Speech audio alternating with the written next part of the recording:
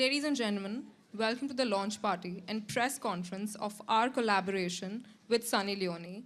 Hi, my name is Chandni Sethia and I'm going to be your hostess today.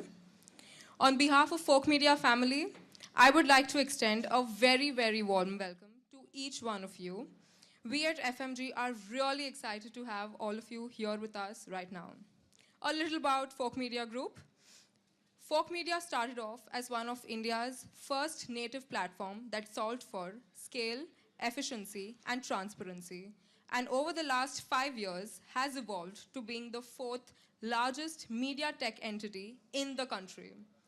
While we began as a really small unit of 5, we grew to the size of 100 members in 3 years and over 300 members in 5 years. From a revenue standpoint, we have grown from being a 2.5 crore top-line brand in the first year to about 100 crores in 5 years, with operations across SEA, CGG, GCC, and India.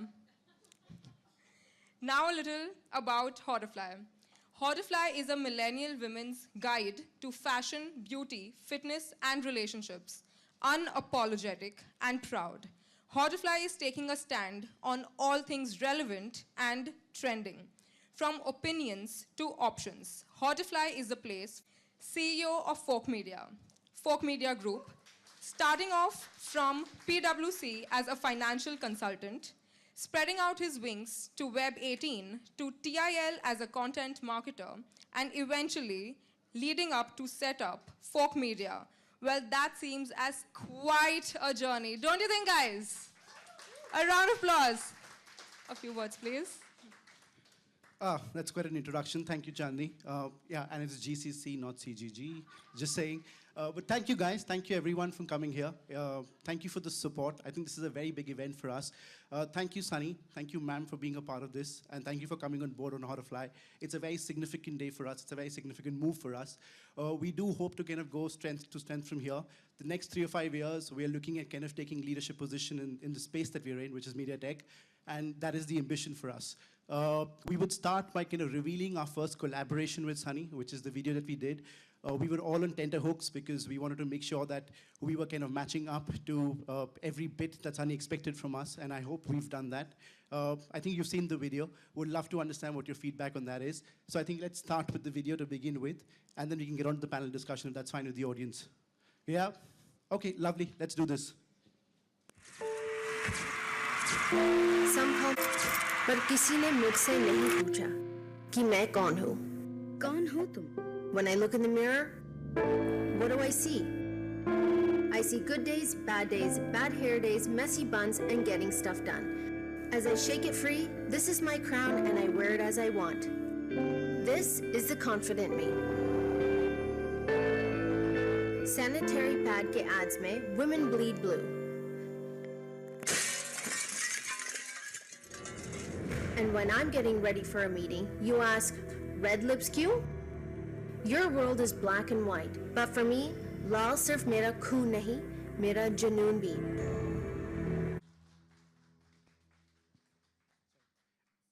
Guys, can you have a big round of applause for this one? I think it's a fabulous effort on Sunny's part. Thank you. Yeah. Sorry, I'm going to be referring to my notes. Don't go by that prolific introduction that she did. I'm a bit slow on this one. So I'm going to start by kind of just calling the panel on stage. I'll start with the star, of course. Yeah, thank you. I needed that. We'll start with Sunny first. Actress, superstar in every right, philanthropist, and more importantly, inspiration to millions of women who look up to you for having led your life with utmost dignity and respect, ma'am. Can we please have you on the stage? Can we have a big round of applause for Sunny, please?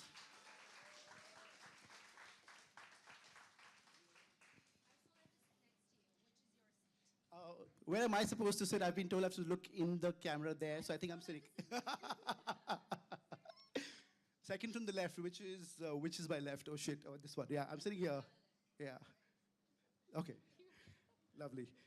The next guest is a prolific marketeer, ex-marketing director, Pepsi, Vani Gupta.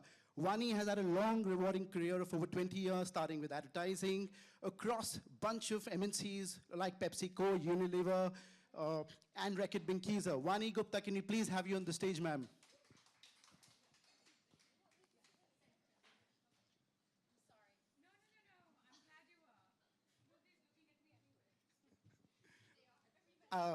I definitely will, I promise you that. I'll make up for all the paparazzi there. Okay, the next guest in the panel is somebody from one of my favorite brands in terms of content marketing. It's Bacardi. Eshita Jaiswal. Eshita Jaiswal is the digital head for Bacardi across India and Southeast Asia and leads digital strategy, social media, content marketing for iconic brands like Bacardi, Breezer, Grey Goose, Bombay Sapphire, Devars, William Lawson's. Ma'am, can you do a barter, please? Is that possible? Eshita Jaiswal, can you please have her on the stage, guys? A big round of applause. The next and the last guest that we have is somebody from Reckitt Benckiser, Bhavna Mittal. Bhavna Mittal is the head of media, digital, and communication with a career span of more than 20 years. She's been associated with various reputed brands and campaigns. Bhavna is the regional head of media and digital for R&B. Guys, can we have a big round of applause for the panel, please? Who needs a mic?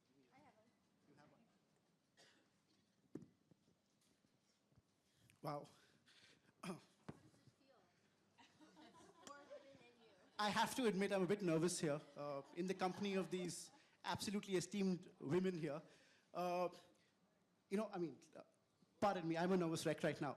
But I'm going to start by kind of opening the floor here with a very simple question that I've had in my mind. You know, when I was looking at the profiles of all four of you, the first question that hit me was that, is glass ceiling really a myth? Because look at the four of you. You've kind of shattered every notion of glass ceiling in your respective careers. Does it really exist across the industry, across professions, across careers? Because if it really did, would the four of you really be where you are today? Or is it really something that exists and we've had to kind of fight hard to battle the glass ceiling that really exists there? So, I mean, it's an open question for the floor. Okay, let me take a stab at it. I think it definitely does exist. It's not a myth. It is very, very true.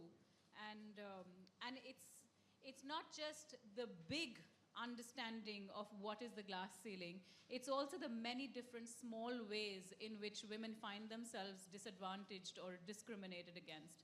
And I think it's a constant struggle, especially when there are very few women at the top, you know, and especially where there are very few women breaking stereotypes. And Sunny's smiling at me because she has such a powerful story of her own.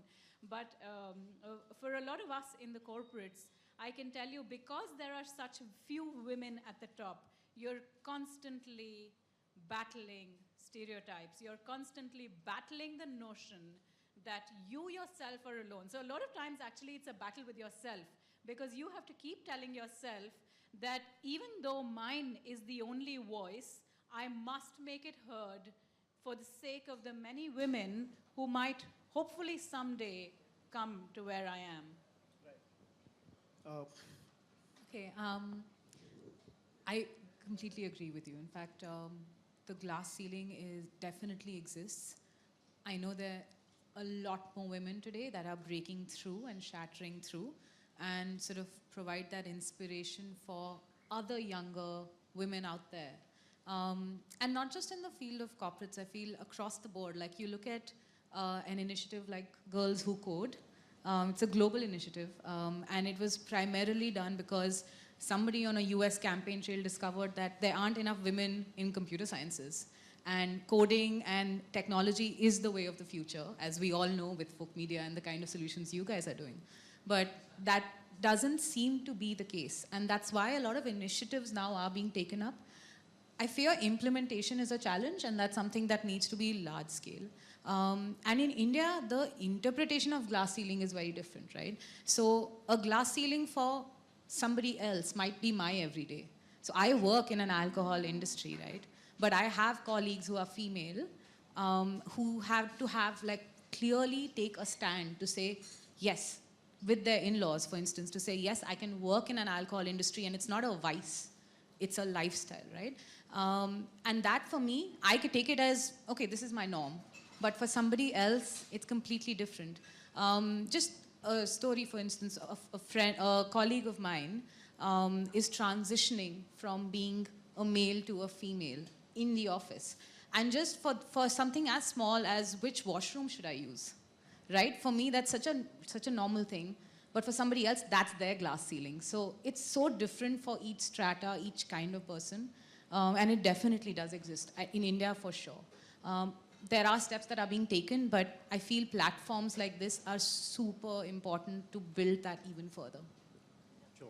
Okay, so just really to the point, Eshta and Vani, and I would love to hear your comments on it, Sunny, because you come from a slightly different industry than the three of us are here. But Samar, just to ask you a question, how difficult did you find us to get us three here in the first place? Because if you knew that you had to get a mix of guys and girls, it would have been far easier. But getting three women on top here and be like sidelined here, it would have been a bit of a difficult task. No, I completely agree. And I'll tell you this, that I've also seen a lot of progress in the last 2 years. The number of women that I'm seeing in the management teams, and I can tell you that my company, which is Fork, is a living example of that. And I look around in the office and I find so many more women that are kind of completely shattering this notion of glass ceiling and are coming out in management positions and are kind of completely breaking any level of preconceived notions that you've had around women leadership. But I think, that's happening in the new age companies. If you go back to slightly more traditional companies like the ones which Vani and I come from, there you will still not find women really breaking through. So there, I know that after a point in time, there is somewhere where beyond this, either I move out or I decide to do what I am and be happy with it. So, I mean, just actually coming to straight to the elephant in the room, but that's what it is. Because you know that there is a boys club there is this alpha male club which is there, and you, even if you are better than them, you might be as good as them, but you have to have a far more daunting approach to take on the world, and that's where the strength in numbers comes in, which Vani mentioned, because there would be one or two women, the boards, I mean, the Indian company laws say that you need to have one women director. One women director is too less because she's sidelined. She's not going to go into the smoking room and where all the decisions are made. True. So it exists, and it is a fact which we all battle every single day. Sure. Sunny, do you want to comment on this? The glass ceiling. I call them the glass ceiling or a wall or a bumper. I think that every single person in business goes through this. In my experience, I've hit a lot of those walls, a lot of those bumps, a lot of those ceilings. But I do have an amazing team around me, which I give credit to. But I also think that those glass ceilings and those barriers and those barricades and bumpers are actually a tool to learn something. I am not in the corporate world, so I don't know what that feels like. But I do run my own world. And I do know the difficulties that I face, that my team faces, that we face on a daily, or that we face on, maybe it's every 6 months. Something insane comes our way. And it's horrible. The amount of press that subject gets, or things that happen. And all I have to say is that I've grown from those. And there's no one that can stop me. There's no one that can completely barricade me and put me in a cage and tell me no. That's how I see it. And the more someone tells me no, the more someone puts up those barricades, the more I fight. But that's my personality, and I know that there's a lot of women out there that feel like maybe they're alone, or maybe that they can't do it. And something that I learned a really long time ago was, if you're not gonna ask, then you're not gonna get it.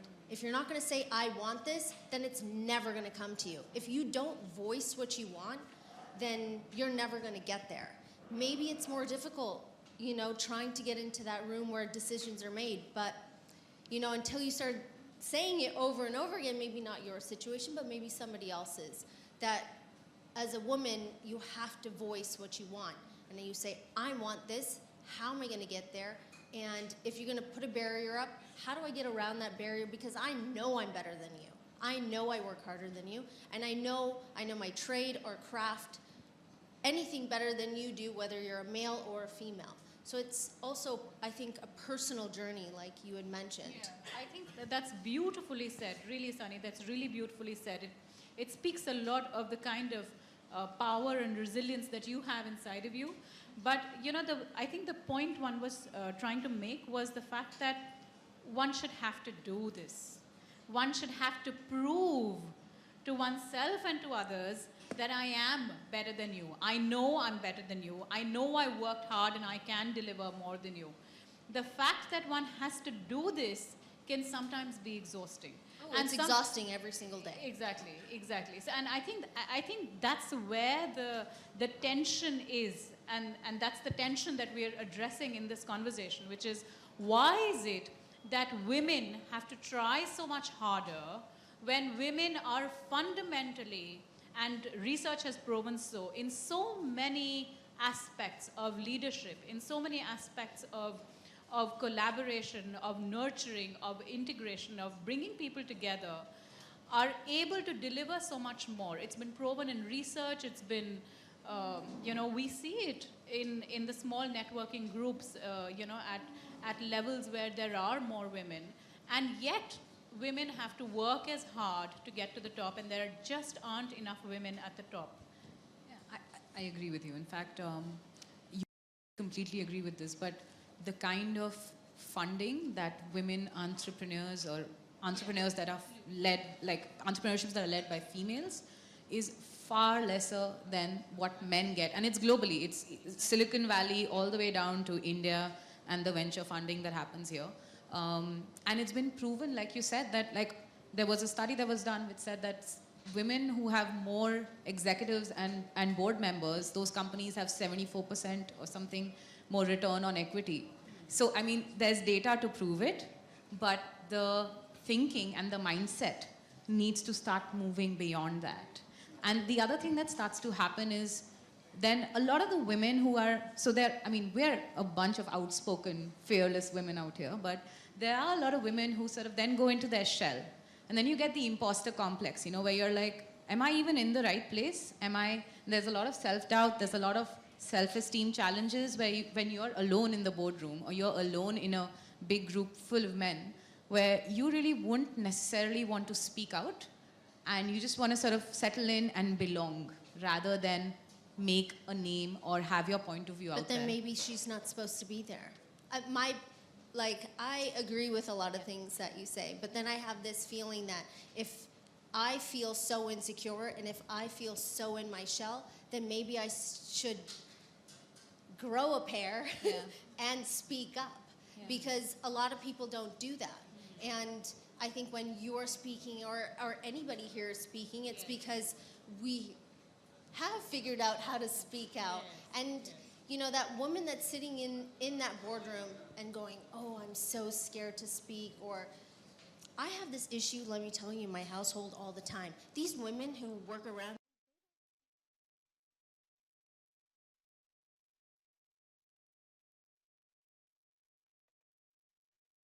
well, we all sat there and got an injection and saw the doctor, but why didn't you speak up? And I say this to women all the time, but that sort of mentality I feel is so hard to change. Now, Correct. What are the steps in your opinion? How do you change that? So, firstly, I feel it's, so going back to why, like a lot of it is societal conditioning of how, as a society, women are not necessarily meant to be heard. And that's something that over the years and with movements like Me Too, sort of a lot more women sort of speak up, feel like this is what I'm worth and I should be there and speak about it. And I feel like the more we sort of facilitate movements and platforms like that, the more women who definitely deserve to be where they are feel far more self-assured to go out there and do a lot more. And I feel role models, like you said, right? Having a book like, say, Lean In by Sheryl Sandberg got a whole lot more women to say, okay, I can be ambitious without being considered bossy in the boardroom. And a lot of it is, I feel, very, very strong conditioning. Like, I think we're fortunate to be from families which are fairly liberal about these things. But to fight that, you do need strength. And it either comes from a sisterhood or a team that supports you the whole way through. Sure. So if Sorry. a woman, Can I so just if add a a woman little- is stuck yes. in a room and it's just her and 5 men, does she not feel that validation of sitting there? Or does she still feel scared? What does she do to grow out of that? You're absolutely right, Sunny. Actually, the thing is, this is not something that plagues women alone. This is actually personality types. Because what you're talking about is the ability to have, the ability to speak up. It's about having the confidence of knowing that if I have a point of view, I must put it out there. There's doctors in the room, you didn't speak up for 30 minutes, for God's sake, when the doctor was there, why didn't you speak? I was feeling very shy, I didn't know how to talk about this, what would he think about blah? But this is not something that plagues women alone. There are enough number of introvert men as well. I think this is more a personality type.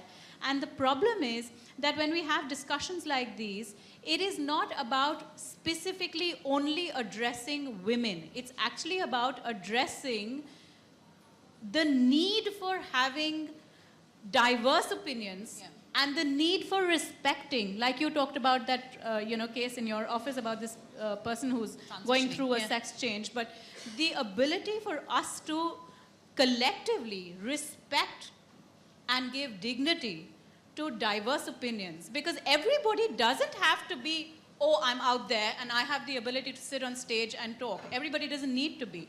But everybody has something to contribute, and we must be able to respect that and get the best from everyone. Sure. I know I said I was nervous, and thanks for kind of taking the stage completely, which is lovely. I have a question, because I've been thinking about this, and I look at women from varied walks of life, and I do feel the intensity of discrimination kind of differs basis the field that you choose. You spoke about new age companies, you spoke about modern day work environments. Do you feel that the field that you choose also defines the intensity of the discrimination? Like, for example, in the movies, where it is so widespread, and we've had a movement where the women have come out and they've spoken so extensively about the kind of discrimination that they've faced. Do you really feel that there are modern day environments that are basically far more conducive to merit-driven ecosystems, where discrimination is not really as prevalent as you would find in traditional environments? So, okay, I was just doing some reading up on this, and there is, like, traditional women kind of fields, like nursing and all. That's where they say that the men take the glass elevator, and women still get stuck with the glass ceiling. So even in the traditional, like, even if it's like cooking, like chefs, you'll see more chefs who are male in a traditional so-called female domain. You'll know far more Michelin-level chefs who are guys than who are women. So I think it's a society thing, it's a mindset thing.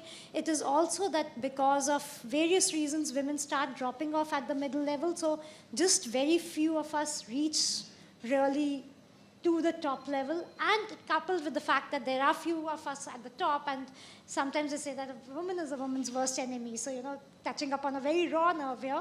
But there are times when, people really try to play the politics between women, and just somewhere doesn't add up. Sure. So I really don't think it's to do with domain.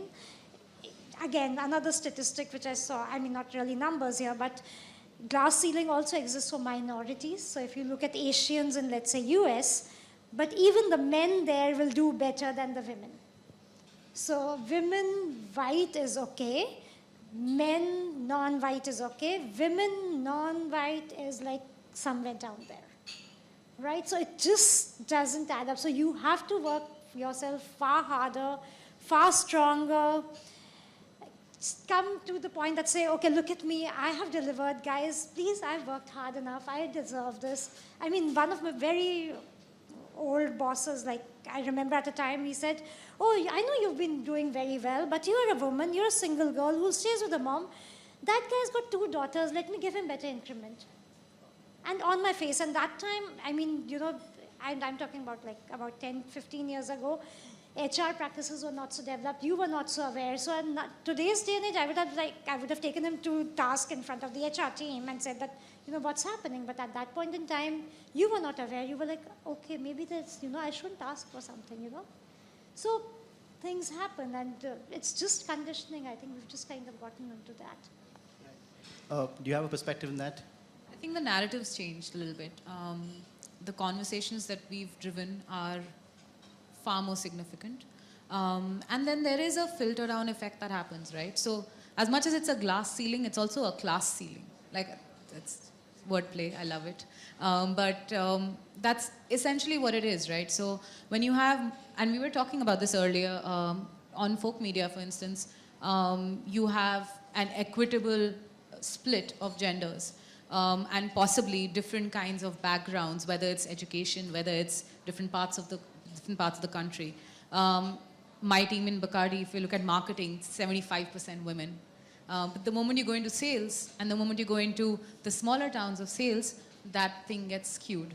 And one of the things that we can do as a concentrated effort, apart from platforms, initiatives, having conversations like this, is also to make sure that at the very entry level, when we're recruiting, at the very base level for sales, we make sure that that's equitable.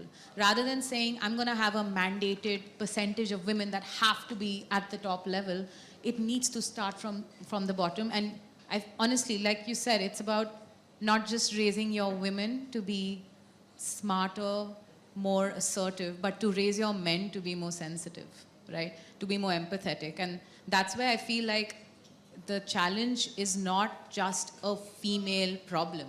It's a humanity problem. And as long as you agree and you want to be respectful to humans and their points of view, you'll pretty much learn something from it. You know, that's an interesting point you make there about, how to kind of raise our men in the society, because there is a very clear discrimination when you have male ambition versus female ambition. And success clearly does not come without ambition. Now, we've seen that male ambition typically gets celebrated with much fanfare. You're referred to as the alpha male. We were just talking about Yeah, I'm sure. I was actually kind of quietly listening to your conversation there, and I picked it up. Way to go, getting your notes right. No, but genuinely, I've seen this. I mean, my wife is also a founder of a content startup, and I've seen this where I won't lie that I had a slight issue dealing with it when she began. And I started thinking to myself, saying that, am I being a chauvinist here? Because it's so deeply rooted into our psyche, right? And it's true, and I won't deny it. I have no qualms in denying it, that it's very deeply rooted in the Indian psyche, Indian male psyche, where the man is referred to as the alpha male, right? You're spoken of as the aggressive guy, the smart guy, the hot, sexy guy who's really ambitious.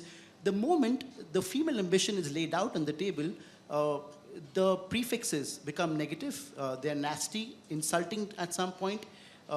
So does that deter women from putting out their ambition or laying out the ambition on the table in a very bare fashion, just as a man would do it? Because you may fear being judged for that, judged at home, judged at work, because that is really what kind of happens at our workplaces. Yeah, I think over here I'd like to take on Sunny's narrative and the point that she's been trying to make over here. I don't think there is any option but to be able to put yourself out there and to be able to say that I am able to do this better than anyone else. There is no better way to do it than to be able to get comfortable with self-promotion. Men are very, very comfortable with that. Besides, men are raised to believe that there is nothing that you can't do. There's nothing you can't achieve. There's no field, that you can't make a mark in. But women are I don't know whether we're taught to be. I wasn't taught to be. But why do women naturally have a tendency to have a lot of self-doubt? Women generally tend to be accommodating. It's not just accommodating. Also, I mean, I look at myself. I always approach everything with, I think I need to learn some more. I'm not so sure if I know it absolutely well. I might actually be the most capable person in the room, and I'm still the next promotion, or it may come at the risk of being called the B word, whatever it be. Oh, I love that. You call me a bitch any day. What I learned was it's okay to be a bitch. Exactly, Yeah. exactly. It's okay. You take pride in being the within bitch. your limits, of course, you shouldn't just be nasty, Yeah. but it's okay to put your foot down and be a bitch. Yeah, and yeah, exactly. And say, I am the bitch, yeah, now deal with me, exactly. Yeah, so I think there is no other way but to talk about it. And I think just to add to what these girls have said, it's very important for us to also develop the right talent. So we don't really understand it, but there are a lot of women at the junior levels who are actually looking up to us. Sure, right? absolutely. And so what you do, how you conduct yourself, all the subtle hints you're giving out is something which you don't realize, but that's what's happening. So if they see you down and out after a meeting, and then they see you, okay, buckle up and say, okay, I'm going to get my groove back. They know that, this is how things need to be handled, and it's really how this woman is doing it, and this is how she's done it for the last 20 years or whatever, and this is how it works. So that, and then secondly, picking up people in your team, outside the team, to just have informal conversations, just kind of mentoring conversations with them, saying that, I saw you do this, I think that was good, keep up to it, stick your grounds, because that's the way we are actually making sure that there are going to be more like us as we go forward, right? Like there are obviously lesser percentage gaps now versus maybe 20 years ago, maybe versus 40 years ago. So maybe the next 20 years, that these are the people who've just entered the career, and these are the women you need to take care of, and just be that kind of a mother hen at times. Yeah, but just absolutely. make sure that they are protected and they know that they are doing right. Right. No, that's very interesting. I truly believe that no conversation on gender discrimination would be complete without kind of dealing with the elephant in the room, which is pregnancy. And it's funny because, you see this pretty much daily at corporates, where the perception that they try and put out is they're very friendly. We celebrate pregnancy, we're going to support you completely. But what follows behind closed doors is hushed conversations. What follows behind closed doors is, jokes about pregnancy, about the fact that there's going to be vacuum at work, about the fact that she's never going to be the same. Is that really true? Because I've seen this in media setups. I've seen this in very, very large media setups. And is that very limiting? And how do you kind of bring about a change to that kind of perception? And certainly this is very true for the movie industry as well, because we've seen this extremely prevalent in the movie industry, where you've had, the yesteryear actresses who've become absolutely redundant after having a child. Now, the question that arises is, was it lack of evolution at the producer's end or the audience's end? And I would like to believe that it's the former. It's not the audience which is less accepting, it's the producer who's less accepting.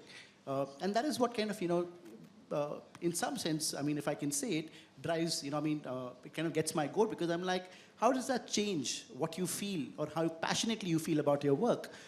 I've seen mothers to kind of become even more task-oriented, to become even more efficient, because they're multitasking at all points. But do you see that? Do you see that dynamic play out in the corporate world? Because I see it all the time. And do you see that dynamic play out in the movie industry as well?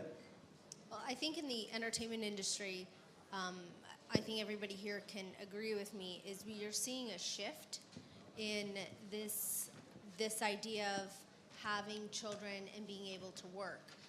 Kareena Kapoor is a perfect example of that, where she is unstoppable. She's so amazing, and she works so hard, and she's still going at it. She's got herself back in shape to what she wants, and still has that drive and determination to keep working, which I think is absolutely amazing, and we should applaud her for that. And not taking those stereotypes and, kind of going to the wayside. I'm so happy she didn't do that.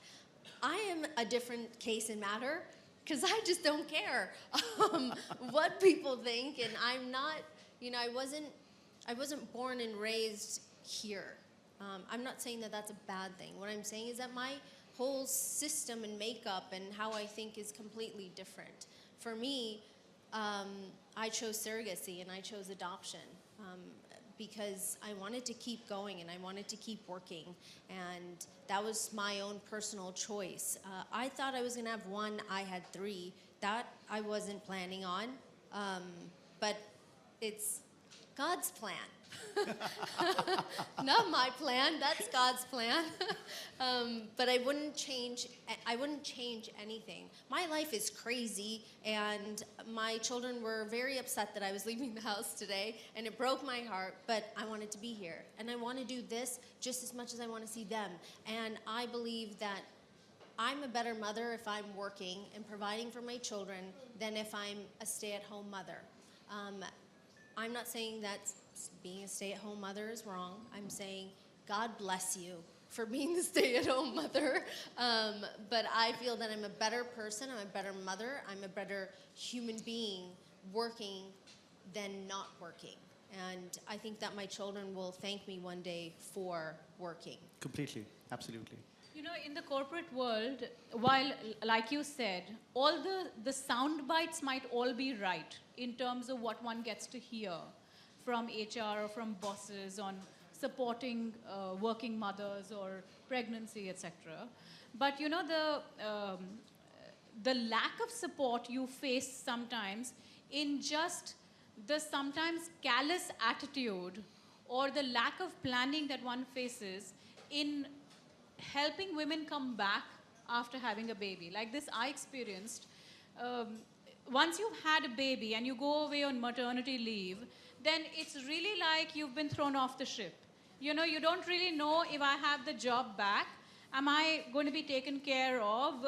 You know, will I have the same boss? Do bosses still love me? Does the company still remember I exist?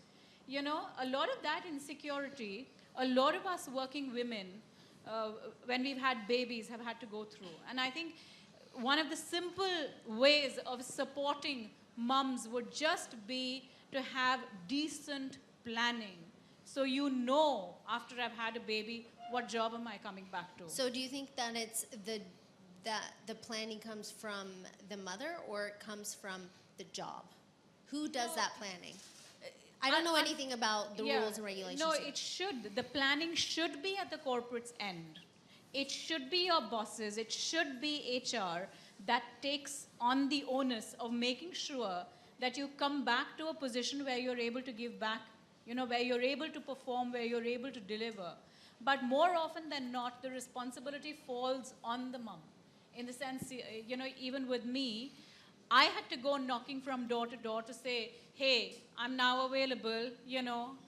So I just have a question to Yeah, clarify sure. for me. So when a woman here takes maternity leave, do you just disappear or do you keep in contact with everybody or do you work from home a little bit? How does that work? No, so you disappear in the sense that you are, you know, entirely with your baby.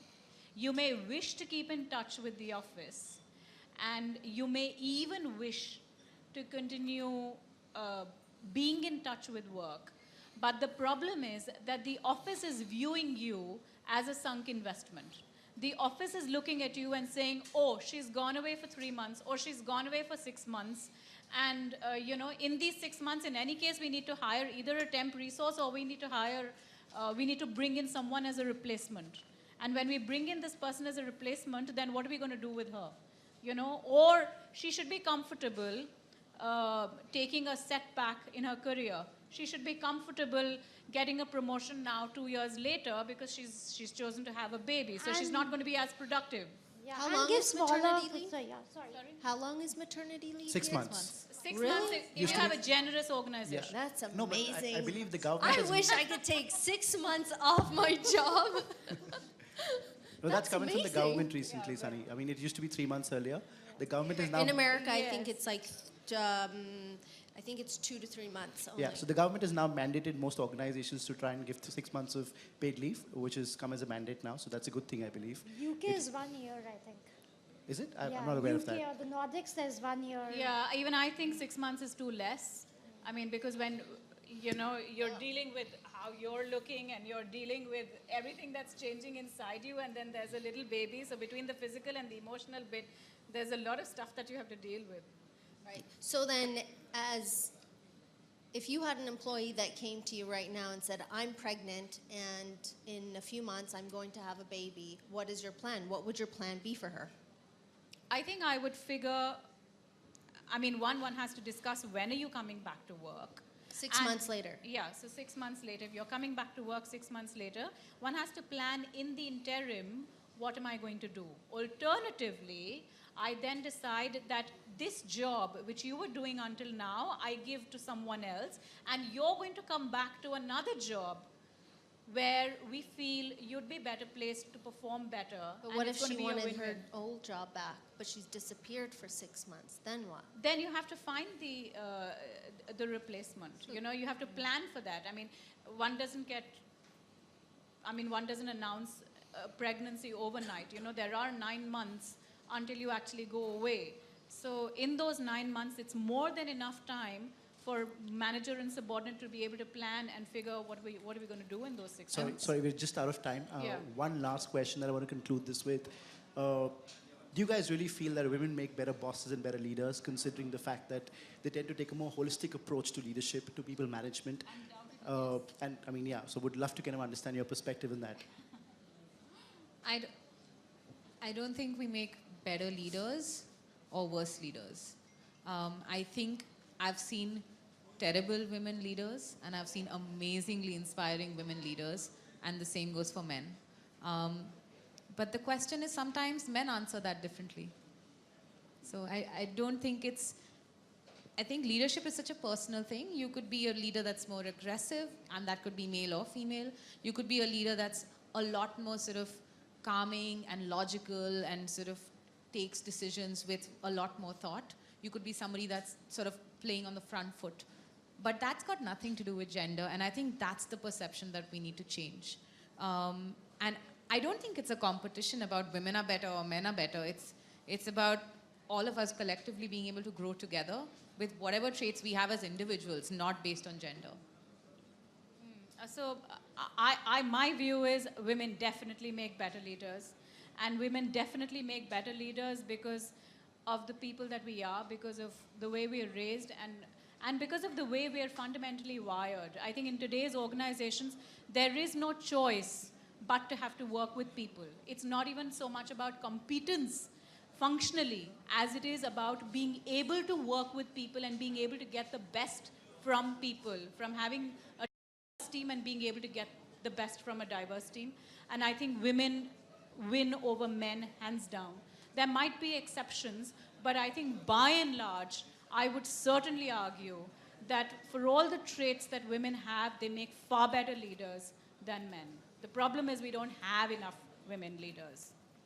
Sunny, you have a viewpoint on that? I agree with it's not about gender. I do believe that every single office is very, very different. Every job is different. The requirements are different. If you asked me to be a fireman, I'm sorry, I just could not do that. But if you asked me to... It's been proven that even women commandos make better commandos as teams than men commandos. It's been proven in research, and it's been proven actually in live demos. So, you know, women could make far better firemen too. It's just that we don't have women firemen. Fire women, exactly. Right. My biggest... Yes. My biggest issue sometimes, and this is from my own perspective, is women out there sometimes end up being the biggest people who are against everything, who say the most nastiest things that a man would never dream about saying. I'll go to a press conference and the most obnoxious things will come out of a woman's mouth. And I want to say, where are you from? Because I have no idea why you would ask questions like these that are so demeaning, that are so disrespectful in every way. I find that sometimes that happens more from women than it does from men. Maybe I have no idea where that comes from. But that's just my own perspective. And as far as leadership goes, I think that women who are amazing leaders, they're just amazing. You can't beat them. But if there are men that are just as good, that are open, like Hauterfly, like you're amazing. Your company has all these women work. They come into my office, and it's all women, except for one gentleman who didn't speak at all, who comes into I don't know if he's here or not, but it's... He's here. He's still not talking. Please stop talking, he's a wherever silent you spectator. are. Just stop talking, because you talk too much. But I do think that there are male leaders out there, like yourself, who are embracing the idea of women voicing their opinions and doing things that they want, and being able to talk about subjects, and bringing the four of us on stage with you to talk about some of these extremely important issues. So I do think that there's a shift happening. So whether it's a male leader or a female leader, to me they fall into the same category. Fantastic. I just want to say thank you. Thank for you. making me a Thank part you of Hauterfly. That's lovely. Thank you, Sunny. So I would kind of agree with Vani on this, and I think maybe we are more battle wounded than the other women here. But, it's, I mean, of course, there are leaders and there are people who look up to both men and women. What I just feel slightly is that women are far more empathetic and they try to build a team better, whereas a guy would be slightly more self-focused and he would have all the odds working for him, versus women have to fight against the odds, take care of a team and make sure that, somewhere you also fight the self-doubt you have, fight your own confidence issues, things happening at home, pregnancy-related breaks, everything that we've talked about. And just, be there that, okay, I have been able to do what I am and what I am doing right now in spite of everything. And so, you tend to look at what are the positives in the person and try to really build that up. And I think the mentoring, coaching kind of mindset women have just works better in actually making the entire team come up than maybe a men team would be there. So I know you've got an A team here, but it's like, again, it's a collective effort. No, I it completely is there. agree. I absolutely versus agree if with I'm that. just talking about individuals, and I would say that individual A versus individual B, if you see their stories, if you look at the life journeys, you will understand that the gender neutrality doesn't really work. I really want to work for you one day because you seem like you would be the nicest boss. The nicest boss. She'd be like, I think okay. we all want to work with her. I would agree to that. I would vouch for that, having worked with Bhavna. See, Not I was directly, right. but for sure. No, this has been great, ladies. Thank you so much. I think this has been a really fruitful discussion and a very insightful discussion. Can we have a big round of applause for all the panelists here, please, guys? Thank you.